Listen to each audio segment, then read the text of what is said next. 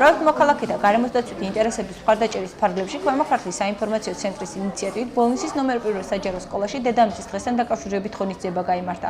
გაუფრთხილდეთ დედამიწას და დავიცვათ გარემო. ამ თემაზე ნახატის შესაქმნელად მოსწავლეებმა გუნდურად იმუშავეს. მე ვიღებ გამოფენაში მონაწილეობას გარემოს დაბინძურებაზე და ამით ვთქვა, რომ არ შეიძლება გარემოს დაბინძურება, უნდა მივხედოთ ეკოლოგიას. ვღატავთ ნახევარზე გავყოფთ იქ დაბინძურებულ ბუნებას, აქეთ გაფრთხილებულ ბუნებას და კარგ ბუნებას ვღატავთ გამწვანებულ ადგილებს. მუშაობის დასრულების შემდეგ სკოლის სააქტო დარბაზში მოეწყო ნახატების გამოფენა, სადაც თითოეულ გუნდსა და ბავშვს საკუთარი ნაშრომი ჰქონდა წარმოდგენილი. მათი წარმოსახვა გადაიტანეს ფურცელ საზოგადოებას კიდევ ერთხელ შეახსენეს, რომ დედამიწას მოვლა სჭირდება. აქვე გამოვლინდა გამარჯვებული და მათ არასამთავრობო ორგანიზაციამ ქვემო ქართლის საინფორმაციო ცენტრმა გადასცა საჩუქრები. ბავშვებმა გაკვეთილებზე დახატეს ეს ნახატები. საკმაოდ ლამაზი ნახატებია, საკმაოდ კარგად დახატეს. შეირჩა 3 გამარჯვებული კლასი.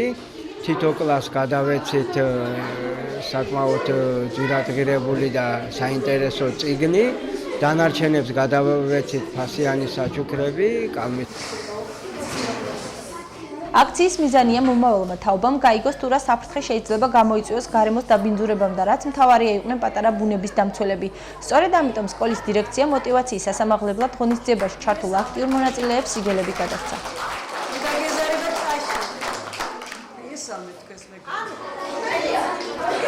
ეს ერთგვარი ძალიან კარგი წარმახალისებელი ღონისძიება იყო მოსწავლეებისთვის, გახალისდნენ ბავშვები და რაც მთავარია, მათ გაიაზრეს უფრო უკეთესად ის, რომ დედამიწას მოვლა სჭირდება, გაფრთხილება სჭირდება ბუნებას, გარემოს და ისინი მომავალი პატარა დამცველები არიან დედამიწის.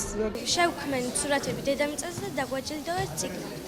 ძალიან დიდი მადლობა მინდა ამისთვის გითხრა. 22 აპრილი დედამიწის დღე მსოფლიოში 1970 წლიდან აღინიშნება, ხოლო საქართველო ამ თარიღს 1990 წლიდან შეუერთდა.